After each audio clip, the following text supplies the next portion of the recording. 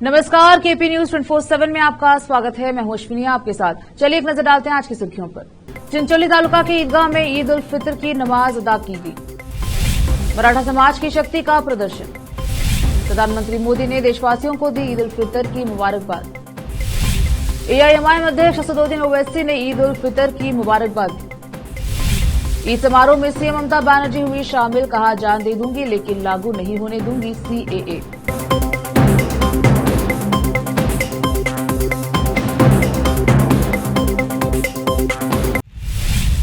अब समाचार विस्तार से। आज कलबुर्गी जिला के चिंचोली तालुके में ईद उल फितर के मौके पर चिंचोली ईदगाह में नमाज के लिए भारी संख्या में लोगों ने नमाज अदा की। चिंचोली से संवाददाता गौतम मोरे की रिपोर्ट। सम्मेलन में मराठा समुदाय के लोकप्रिय नेता मनोज दादा ने हिस्सा लिया। इस कार्यक्रम से 50,000 लोग जुड़े हैं।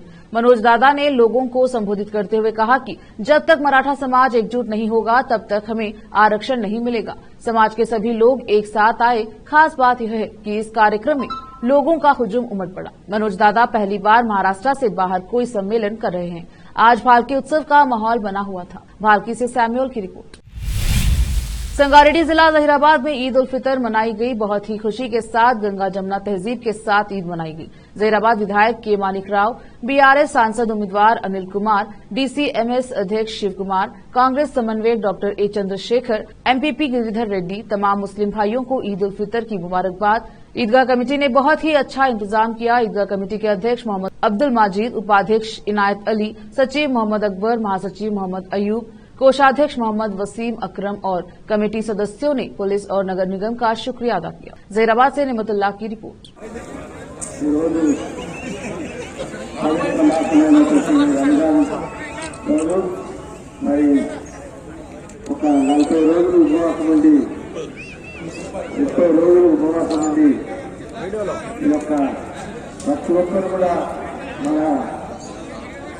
దేశంలో కానీ రాష్ట్రంలో కానీ మరి ముఖ్యంగా హైదరాబాద్ ప్రజలందరూ కూడా హిందూ ముస్లిం భాయి భాయి అనే విధంగా అందరూ కూడా జీవించాలి. ఎందుకంటే ఇది మా సెక్యులర్ దేశం కాబట్టి మనం అందరూ కూడా ఈ రకంగా ప్రతి పండుగలను ఆచరించాలి. మరి ముఖ్యంగా ఈ రోజు మరి ముస్లిం సోదరులందరూ కూడా మరి పేరు పేరుగా ప్రతి కుటుంబానికి మరి అందరూ కూడా మరి పార్టీ తరఫున మరి ముఖ్యంగా హైదరాబాద్ ప్రజలకందరూ కూడా అందరూ కూడా ఈ సుఖశాంతితో ఎల్లకాలం ఇది దినం మనందరూ కూడా కలిసిమెలిసి ఉందామని తెలియజేస్తూ మీ అందరికీ మరొకసారి రంజాన్ పండుగ శుభాకాంక్షలు తెలియజేస్తాము.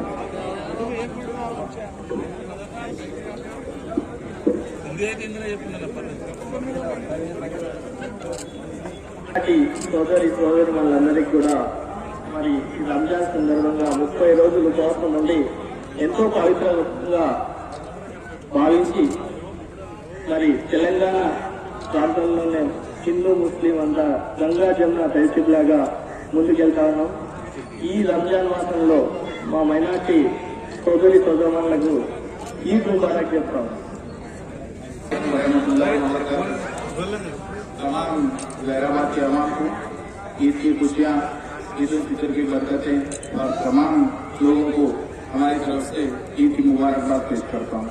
अल्लाह ताला हमेशा हम सबको हमारी तमाम जायज़ तमन्नाओं को कबूल फरमाए. और आज जो भी दुआ की है इमाम साहब ने बहुत ही जबरदस्त दुआ करे हैं. अल्लाह ताला उनकी रहमतों से हुजूर मोहम्मद मुस्तफा सल्लल्लाहु अलैहि वसल्लम के खुशखबरी में हमारी ये दुआ कबूल फरमाना मैं करता हूँ. शुक्रिया. चिरगुप्पा तालुके के इटागा गांव में चन्नमल्लेश्वर की पालकी महोत्सव के हिस्से के रूप में एक शिवानुभव चिंतन कार्यक्रम आयोजित किया गया। इटागा गांव एक पवित्र गांव है जहां श्री गुरु वीरभद्रेश्वर और चन्नमल्लेश्वर का निवास था, जबकि गांव में शिवरात्रि महोत्सव पर रथोत्सव आयोजित किया जाता है। चन्नमल्लेश्वर पालकी उत्सव मंगलवार शाम 7:30 बजे मंदिर से गांव के मुख्य मार्गों से होते हुए पालकी अगली सुबह मंदिर तक पहुंचता है। इस अवसर पर मंदिर के पंच समिति के अध्यक्ष, उपाध्यक्ष एवं सभी सदस्य इटागा गांव सहित आसपास के ग्रामीणों ने भाग लिया और भगवान के दर्शन किए। चिरगुप्पा से संवाददाता अजीम की रिपोर्ट।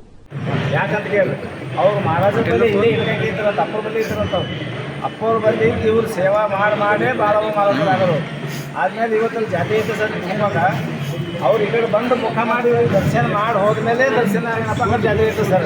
ಹಾಂ, ಅಲ್ಲಿ ಯಾವ ಜಾತಿ ಆಗಲ್ಲ ಸರ್. ಅದು ತುಂಬ ಫೇಮಸ್ ಬಾಳವ ಮಹಾರಾಜರು. ಹಾಂ, ಅದ್ರ ಭಾಗ ಮತ್ತು ನೋಡಿರಿ ಇಲ್ಲಿ ಯಾವುದೇ ಏನೇ ಇರಲಿ ನಾವು ಈಗ ನಮ್ಮ ಎಷ್ಟು ಸರ್ ಏನಂದ್ರೆ 60 ಈಗ ನಮ್ಮ ಏಜ್ ನಡೆದ ಇಲ್ಲಿವರೆಗೂ ನಾವು ಅದನ್ನು ನೋಡ್ದಂಗದ ಇಲ್ಲಿ ನಮಗೆ ಎಷ್ಟು ಶಾಂತ ಅದ ಸರ್. ಇಲ್ಲಿ ಆಜು ಬಾಜು ಯಾವ ಊರು ಎಲ್ಲ ಕಡೆ ಭಾಳ ದೂರಿನ ಮಂದಿ ಬರ್ತಾರೆ ಸರ್. ಇಲ್ಲಿ ಮಹಾರಾಷ್ಟ್ರ, ಕರ್ನಾಟಕ, ಆಂಧ್ರ ಎಲ್ಲ ಕಡೆ ಮಂದಿ ಬರ್ತದೆ. ಬಂದೇನಪ್ಪ ಅಂದ್ರೆ ಇಲ್ಲಿ ಏನೇ ಇದ್ದರು ಭೀ ಇಲ್ಲೊಂದು ಸಲ ನಮ್ಮ ಬಾಬೋರು ಸಣ್ಣ ಇರ್ಲಕ್ಕ ಸರ್. ನಮ್ಮ ಬಾಬೋರು ಎಷ್ಟಾದ್ರೆ ಒಂದು 20-25 ವರ್ಷ ಇದ್ರು. ಇಲ್ಲೊಂದು ನಾಟಕ ಮಾಡಿದ್ರು ಸರ್. ಇಲ್ಲಿ ಆ ನಾಟಕದಾಗ ಯಾರಿಗೋ ಒಬ್ಬಕಿಗೆ ನಮ್ಮ ಡ್ಯಾನ್ಸ್ ಮಾಡೋಕ್ಕೆ ತೊಗೊಂಡ್ಬಂದಿದ್ರು. ಚೆನ್ನಾಗಿ ಆ ನಾಟಕದಾಗ ಸನ್ನಿವೇಶದಾಗ ಅದೊಂದು ಡ್ಯಾನ್ಸ್ ಮಾಡೋದಿತ್ತಂತ. ಆ ಡ್ಯಾನ್ಸ್ ಮಾಡೋರಿಗೆ ಕರ್ಕೊಂಡ್ಬಂದ್ರೆ ಡ್ಯಾನ್ಸಿನ ಪ್ರಾರಂಭ ಆ ನಾಟಕಿನ ಪ್ರಾರಂಭ ಆಗಿಲ್ಲ. ಒಲೆಗೇನಪ್ಪ ಅಂದ್ರೆ ಒಂದು 1000 ಕೇಳಿ ಬಂದು ಒಂದು ಸರ್ ತಿಳ್ಕೊಂಡು ಅಷ್ಟು ಮಂದಿ ನೀವು ಆಡ್ಕೊತ ಹೋಗೋದು ಹೇಳಿ ಅದು ಏನು ತೆಗೆದು ಹಿಡ್ಕೊತ ಹೋಗ್ಯಾರ. ಜೋಗಿ ಖಾಲಿಯಾಗಿಲ್ಲ, ಒಳಗಿನ ಕಬಡ್ಡಿ ಖಾಲಿಯಾಗಿಲ್ಲ. ಇಂಥ ಪವಾಡ ಇರುತ್ತೆ ನಮ್ಮ ಜನ್ಮಲೇಶ್ವರ ನಡೆಸ್ಕೊಟ್ಟಾರ. ಮತ್ತು ಪ್ರತಿ ಜಾತ್ರೆ ನಮ್ಮಲ್ಲಿ ಏನಾದ್ರೆ ವಿಜೃಂಭಣೆಯಿಂದ ಆಗ್ತದೆ. ಅವ್ನು ಮಾಡಬೇಕಂದಾಗ ಯಾವುದೂ ನಮ್ಮಲ್ಲಿ ನಿಂತಿಲ್ಲ. ಮತ್ತು ನಮ್ಮ ಗ್ರಾಮ ಭಕ್ತರು ಪ್ರತಿ ಯುಗಾದಿಗೆ ಎಲ್ಲೇ ಇರಲಿ, ಬೇರೆ ಊರಾಗಿಲ್ಲ, ತಮ್ಮ ಮನೆ ಹೆಣ್ಮಕ್ಳು ಸಹ ಏನಪ್ಪ ಅಂದ್ರೆ ಇಲ್ಲಿ ಮಠಕ್ಕೆ ಬಂದು ತಮ್ಮ ಮನೆ ಗುರುಗಳು ಏನಪ್ಪ ಅಂದ್ರೆ ನಮ್ಮ ಜನ್ಮಲೇಶ್ವರ ಮಾಡಿದ ಆಶೀರ್ವಾದ ತೊಗೊಂಡೇ ಹೋಗ್ತಾರೆ. ಪ್ರತಿ ಹೆಣ್ಣುಮಕ್ಳು ಇರಲಿ, ಗಂಡಸು ಮಕ್ಕಳು ಇರಲಿ, ಅಥವಾ ಯಾರು ಕೆಲಸಕ್ಕೆ ಹೋಗಿದವ್ರು ಇರ್ತಾರೆ ಬೈಯವರಿಗೆ, ಅವ್ರು ಪ್ರತಿ ಯುಗಾದಿ ಮತ್ತು ಯಾರೂ ತಪ್ಪಾಗಿಲ್ಲ. ನಮ್ಮ ಮಠ ಈ ಮಠಕ್ಕೆ ಏನಪ್ಪ ಅಂದ್ರೆ ಬಂದು ದರ್ಶನ ತೊಗೊಂಡೇ ಹೋಗ್ತಾರೆ. ಪಾಲ್ಕಿ ಮತ್ತು ಬೆಳಗ್ಗೆ ಆಗ್ತದೆ ನಮ್ಮ ಊರು ಸರ್. ಪಾಲ್ಕಿ ಎಲ್ಲಿಂದ ಎಲ್ಲಿವರೆಗೆ? ಚನ್ನಮಲ್ಲೇಶ್ವರ ಪಾಲ್ಕಿ ನಮ್ಮ ಮಠದಿಂದ ಬಿಟ್ಟಾಗ ಈಗ ಗ್ರಾಮದಲ್ಲಿ ಈ ಸ್ಕೂಲಿಂದ ಹಿಡ್ಕೊಂಡು ಕೆಳಗಿಲ್ಲಿ ನಮ್ಮ ಪಾಟೀಲ್ ಮನೆ ಹಿಡ್ಕೊಂಡು ಏನವ ಕೆಳಗೆ ಹನುಮಂತರ ಗುಡಿ, ಅಲ್ಲಿ ಮ್ಯಾಲೆ ಏನವ ಈ ಕಡೆ ಸೈಡ್ ಅಂದ್ರೆ ಇಲ್ಲಿ ರಾಮಚಂಡಿ ದುಕಾನ್ ಮ್ಯಾಲೆ ಅಂಬೇಡ್ಕರ್ ಚೌಕು, ಬಸವರಾಜ್ ಚೌಕು, ಬಸವೇಶ್ವರ ಚೌಕು, ಈ ಕಡೆ ಮುಂದೆ ಬಂದು ಇಲ್ಲಿ ವಾಲ್ಮೀಕಿ ಚೌಕು, ಈ ಥರ ಏನೋ ಬಂದು ಸೀದಾ ಮಠಕ್ಕೆ ಬರುತ್ತೆ. ಕೆಳಗಿಂದ ಏನೋ ಮಠಕ್ಕೆ ಬಂದು रुकते हैं छोटे से ब्रेक के लिए, जल्द लौटेंगे ब्रेक के बाद। हिंदुस्तान के हर कोने में हम हैं मौजूद। 24 घंटे हालात पर गहरी नजर, खबरों से जुड़े चुपते सवालात, और आपको दिखाता है धार्मिक, सामाजिक, राजनीतिक, लोकल और इंटरनेशनल न्यूज की सबसे बेहतर कवरेज,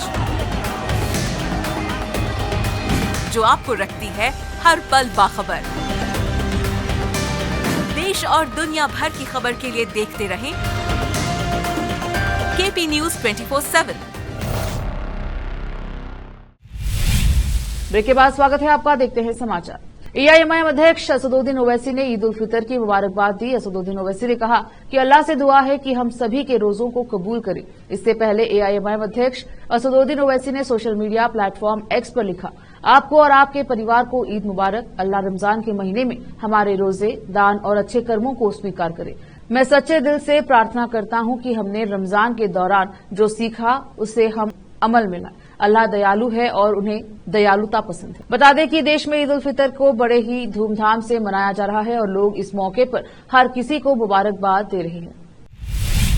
प्रधानमंत्री नरेंद्र मोदी ने बुधवार को देशवासियों को ईद उल फितर की मुबारकबाद दी और सभी लोगों के खुश और स्वस्थ रहने की कामना की। सोशल मीडिया प्लेटफॉर्म एक्स पर पोस्ट में कहा कि ईद उल फितर की शुभकामनाएं, कामना करता हूं कि यह अवसर करुणा, एकजुटता और शांति की भावना को और फैलाए, सभी लोग खुश और स्वस्थ रहे। ईद मुबारक। बता दें कि केरल, जम्मू कश्मीर और लद्दाख में ईद उल फितर का त्योहार बुधवार को मनाया जा रहा है, जबकि देश के अन्य हिस्सों में गुरुवार को मनाया गया।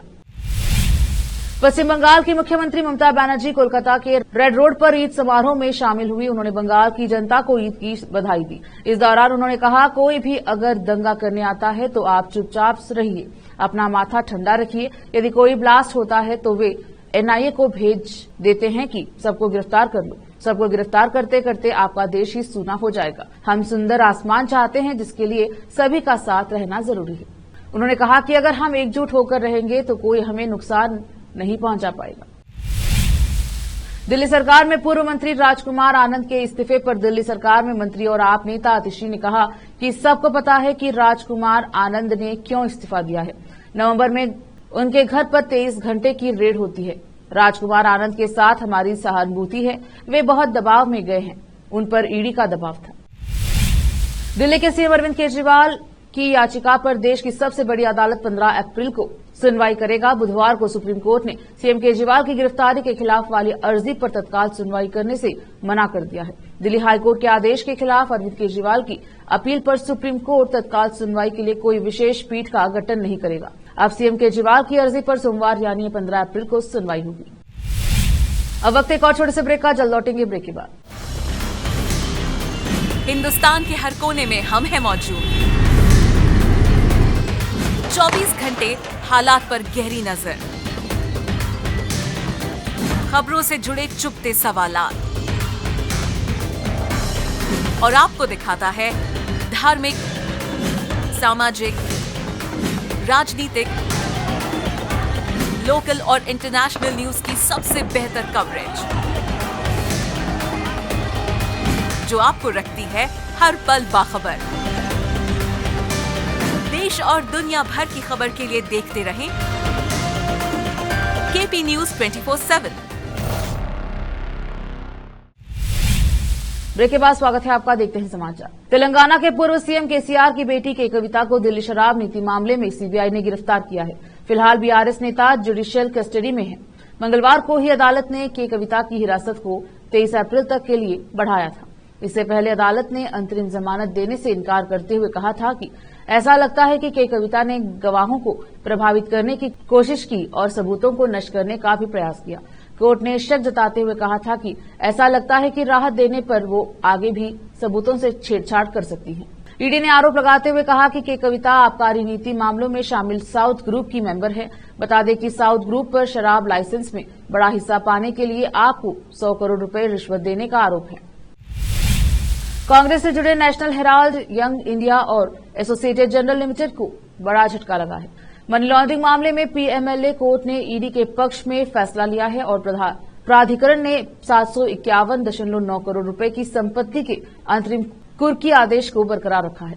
एसोसिएटेड जर्नल लिमिटेड और यंग इंडिया से जुड़े एक मामले में ईडी ने कांग्रेस नेता राहुल गांधी और पूर्व अध्यक्ष सोनिया गांधी से पूछताछ की थी। आपको बता दें कि राहुल गांधी और सोनिया गांधी के 76% शेयर हैं। इस फैसले से ईडी के संपत्ति को अपने कब्जे में लेने का मार्ग प्रशस्त हो गया है। प्राधिकरण ने अपने आदेश में कहा है कि उसका मानना है कि ईडी द्वारा कुर्क की गई चल संपत्ति और इक्विटी शेयर अपराध से अर्जित कमाई है और धन शोधन के अपराध से संबंधित है। ईडी अब दिल्ली में ITO स्थित हेराल्ड हाउस, मुंबई, लखनऊ और कुछ अन्य स्थानों पर भूखंड और भवन जैसी संपत्तियों को अपने कब्जे में ले सकती है। अदालत द्वारा अभियोजन पक्ष के पक्ष में फैसला सुनाए जाने के बाद इन संपत्तियों की अंतिम कुर्की की जा सकती है। ईडी ने पिछले साल नवंबर में एसोसिएटेड जर्नल लिमिटेड और यंग इंडिया के खिलाफ धन शोधन निवारण अधिनियम पीएमएलए के तहत अंतरिम कुर्की आदेश जारी करके इन संपत्तियों को कुर्क किया था। एक बयान में आरोप लगाया था कि इस मामले में एजेएल और पार्टी के पदाधिकारियों द्वारा कांग्रेस के शेयरधारकों और दानकर्ताओं को धोखा दिया गया था।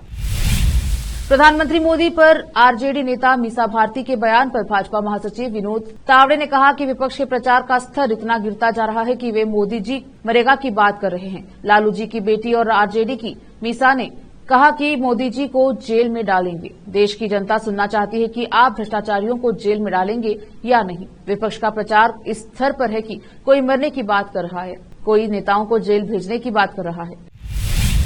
गंतुक भाजपा के राष्ट्रीय अध्यक्ष जेपी नड्डा ने कहा कि जो पहले की सरकारें थी वो अलगाव और अज्ञानता में विश्वास करती थी। इन लोगों को अलग रखो और अज्ञानता में रखो और अपना वोट बैंक बढ़ाओ। लेकिन जब प्रधानमंत्री मोदी पीएम बने तो उन्होंने कहा पूर्व की ओर देखे, पूर्व की ओर कार्य करे, तेजी से कार्य करे और पहले कार्य करे। इसलिए उन्होंने कहा कि यदि हमारे देश का उत्तर पूर्वी भाग कमजोर रहेगा तो भारत आगे नहीं बढ़ेगा। आखिर में फिर एक बार देखते हैं मुख्य समाचार।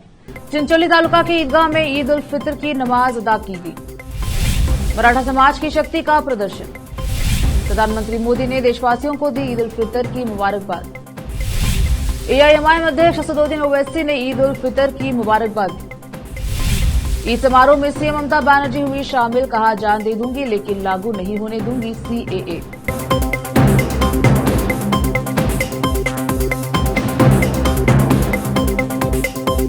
केपी न्यूज में आज इतना ही। देश और दुनिया की ताजा खबरों के लिए देखते रहिए केपी न्यूज 24/7। धन्यवाद।